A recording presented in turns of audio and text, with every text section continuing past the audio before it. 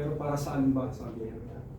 Ang magkakamit din lang nito yung susunod sa akin. So sabi niya, ang buhay ay parang naghahabol lang sa hangin, sabi niya. If we could imagine, even though as we run as fast as we can, pero wala namang kabuluhan, nagpapakapagod lang po talaga tayo. Praise God kasi si Pastor Barry, he is doing his ministry until the last breath of his life. And at the age of ilang taon? 84. At the age of 84. Hindi ko alam kung aabutin ko rin po yun eh. Yung 84 na yun. 83. And I heard so much testimony last night. Ang ganda po ng mga testimony. They knew Pastor Barry for only 1 year, sabi ng isang kapatid ko. It seems like I knew him very well. That is the amazing part of Christian community. Sa akin po, I knew Pastor Barry, I think less than 2 days. Less than 2 days because when he attended our church before, it was a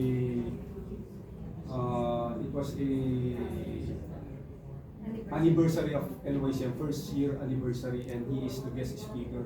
And then katulad din po nung ginawa niya last Sunday, he is ministering, praying for everybody. So yun po yung naging buhay niya. Yun po yung actually I do not know Pastor Barry at all. Pero yung parents ko po, kilala po siya.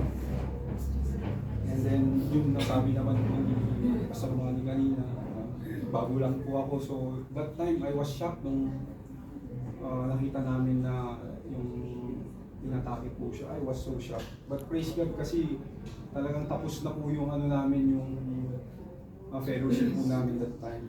And back on our scripture, yung karunungan po ni Solomon nasa Panginoon din po itong karunungan na to. And di ba sinabi ko kanina na yung parang sinabi niya ni Solomon, parang paghabol lang sa hangin, parang paulit-ulit na lang yung buhay, parang routine na lang. Yes, meaningless paghahabol sa hangin. Pag hindi talaga na-involve ang Panginoon sa ating mga ginagawa, yun yung sinasabi ni King Solomon, paghahabol lang sa hangin, walang kabuluhan. In Luke 12:16 to 20, Jesus told in this parable, the land of a rich man was very productive, and he began reasoning to himself, saying, what shall I do, since I have no place to store my crops? Then he said, this is what I will do. I will tear down my barns and build larger ones. And there I will store all my grain and my goods. And I will say to my soul, soul, you have many goods laid up for many years to come. Take your peace, eat, drink, and be merry. But God said to him, you fool, this very night your soul is required of you. And now who will own what you have prepared? So, yung karunungan na yun nasa Panginoong Hesus din. Pagkat siya ang karunungan ng ating Diyos. And sabi niya sa Luke 9:25, for what is a man profited if he gains the whole world and loses or forfeits himself? Ano nga bang mapapala natin kung makamtan natin ang mundong ito? Pero mawala naman yung ating kaluluwa. Dalawang bagay lang po, dalawang destinasyon lang po ang pupuntahan ng tao. Either sa hell or heaven, di ba? And in Psalm 90:10, sabi niya, the years of our life are 70, or even by reason of strength 80, yet their span is but toil and trouble.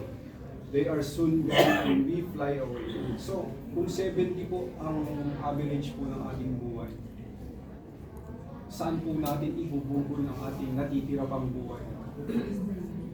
Praise God kasi si Pastor Barry at the age of 84, he continued to please our God.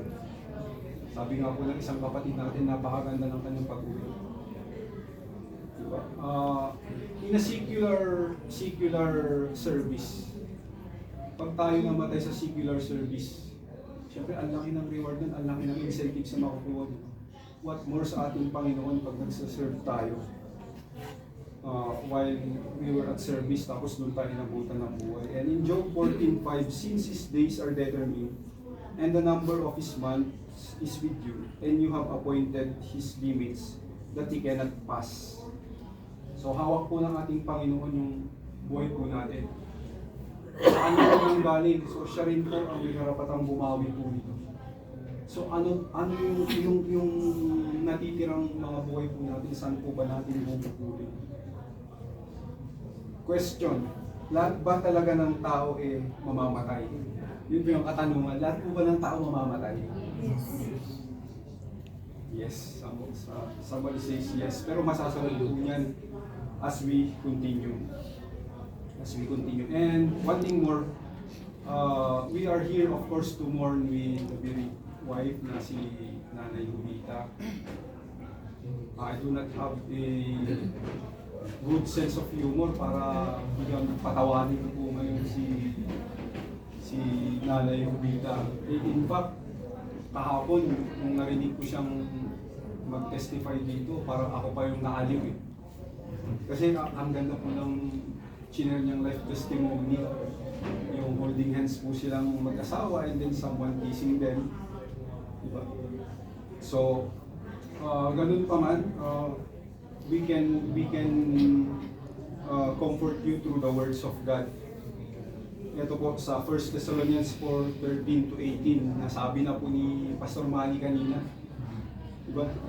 But we do not want you to be uninformed, brethren, about those who are asleep. So, ang kamatayan kasi translate ng ating Panginoon sa asleep kasi nga, di ba? We will be rise up again pagdating po niya. So that you will not grieve as do the rest who have no hope. So, yun po yung pag-asa po natin, yung if I may continue, for if we believe that Jesus died and rose again, even so God will bring with him those who have fallen asleep with Jesus. For this we say to you by the word of the Lord, that we who are alive and remain until the coming of the Lord will not precede those who have fallen asleep. For the Lord himself will descend from heaven with a shout, with the voice of archangel, and with the trumpet of God. And the dead in Christ will rise first. Then we who are alive and remain will be caught up together with them in the clouds to meet the Lord in the air. And so we shall always be with the Lord. Therefore, comfort one another with this word. So ito po yung tanging may babahagi po namin para makomfort po kayo. And kagaya po nung sinabi ko kanina, kami man nagdadalamhati rin po sa pagkawala po ni Pastor Barry. And in Matthew 5:4, blessed are those who mourn, for they shall be comforted. So, yun, pinakomfort po natin ang ating kapatid. Sabi ko nga, last night, ang gaganda po ng mga life testimony ng mga kapatid para kay Pastor Barry. And meron pa nga po yung mga kabataan na pumunta daw sa bahay nila, nagpa-pray ng yung mapapangasawa, yung lifetime partner. Sayang dahil patay na po siya. Ako rin po sana pupunta magpapa-pray ng lifetime partner. Gagalit talaga. Magpapa-pray din po sana po ako eh.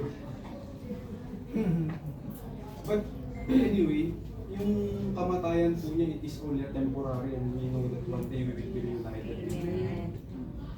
And this is the evidence na yung Universal Church, it is the picture, di ba? We have different races, we have different bloodlines, culture, but we are one in spirit, we are one family.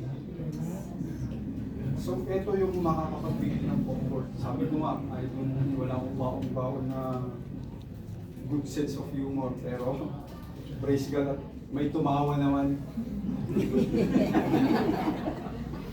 And one thing more, I remember one of our instructor, sabi niya, kung tatawagan po natin ang mga mahal natin nasa piling na ng Diyos, tapos tatanungin natin sa kanila, then you come back at tatanungin po natin, ang sasagot po nila hindi na. Because in Romans 8:18, sabi ni Apostle Paul dito, "For I consider that the suffering of this present time are not worthy to be compared with the glory that is to be revealed to us." So mas maganda na po yung kalagayan po nila doon. Nagiging lonely lang po tayo, nag-grieve tayo because of ourselves. Diba? Because we will gonna miss Him. Yun po yung fact na hindi talaga natin maiiwasan na mag-grieve.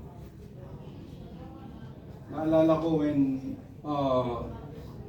Pastor Barry is attending our church last Sunday, almost everyone came to the pulpit to tell their testimony had a nearly nosebleed. Pagkat kailangan po namin magsalita ng English kasi siya po yung audience at time. But now, praise God, kahit magtagalog na po ako. So, yan po yung ating buhay. Saan po natin gagamitin yung if God give us that lifespan, 70, I'm 43 today, yung natitira pang buhay ko para magkaroon ng kabuluhan. Of course, I will spend it to glorify our God. And I know that Pastor Barry give the glory to our God because he is in service nung namatay po siya.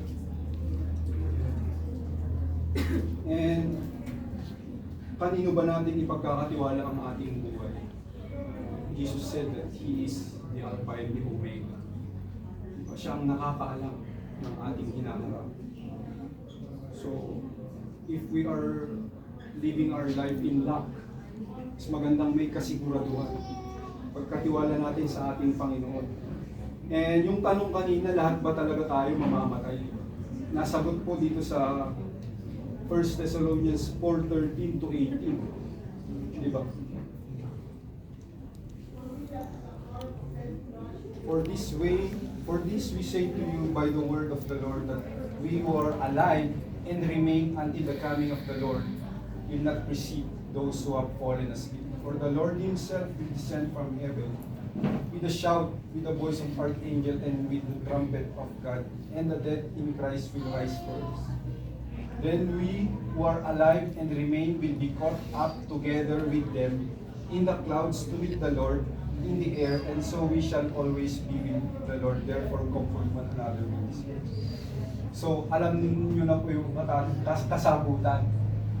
Di ba?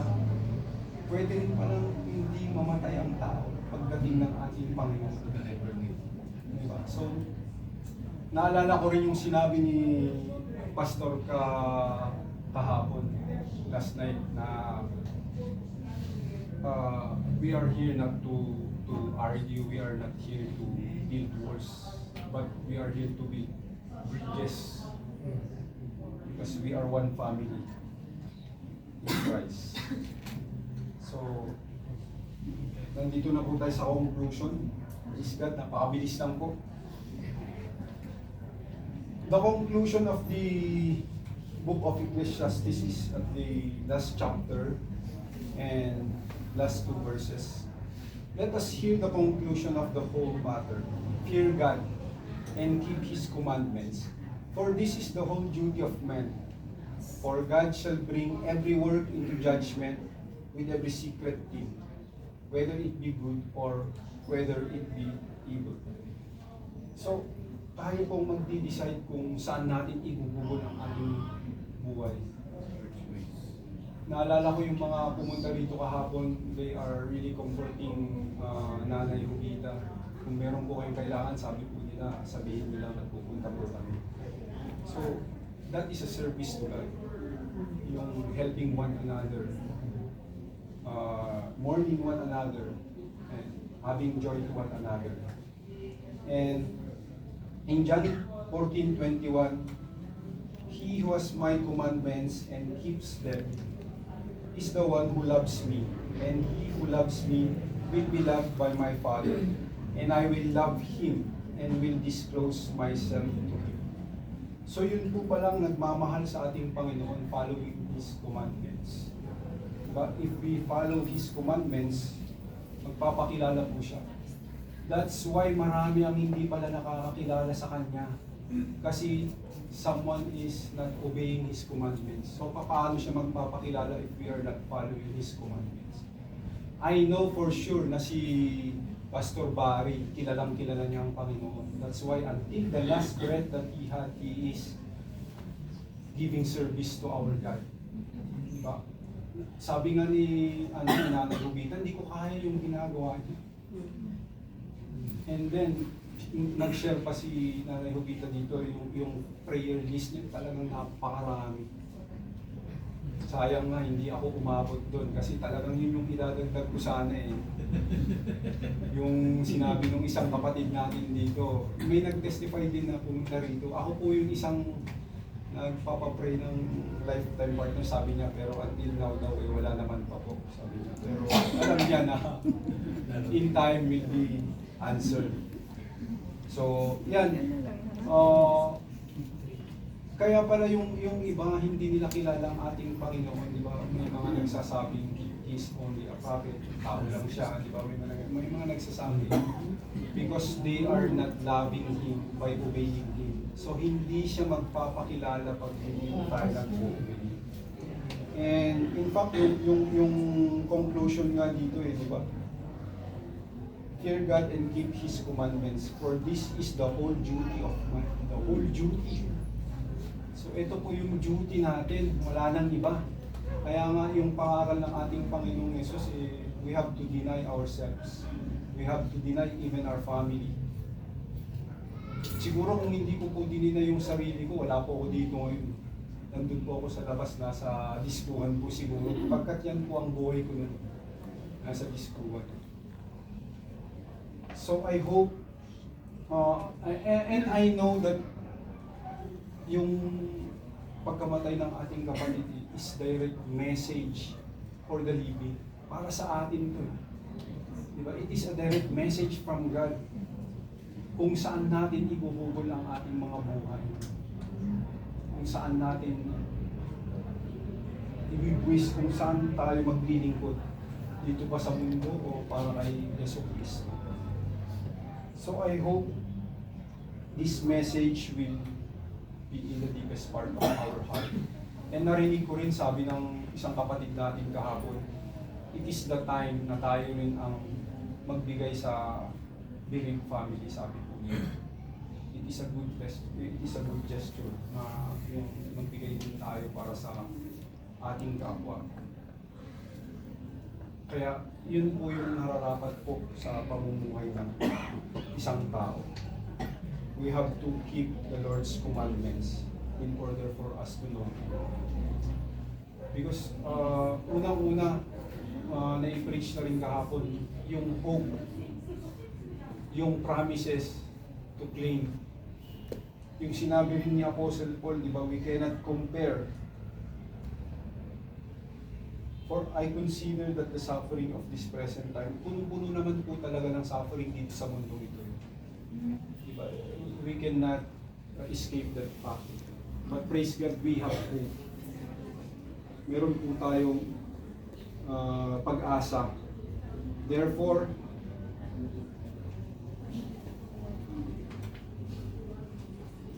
sabi niya sa binanggit ko na kanya, for I consider that the suffering of this present time are not worthy to be compared with the glory that is to be revealed to us.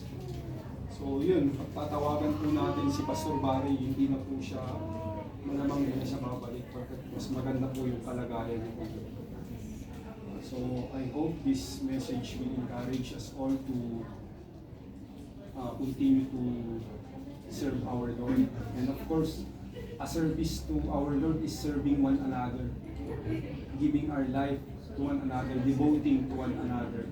And this is one of the will of our Savior, yung magkaisa po tayo. So tayo po'y manalangin. Panginoon, salamat po sa gabing ito na kung saan nagtipon-tipon po kami to mourn with the bereaved family, O God. Thank you for directing us this message, O God. Lord, that we will also spend our life, Lord, in serving you.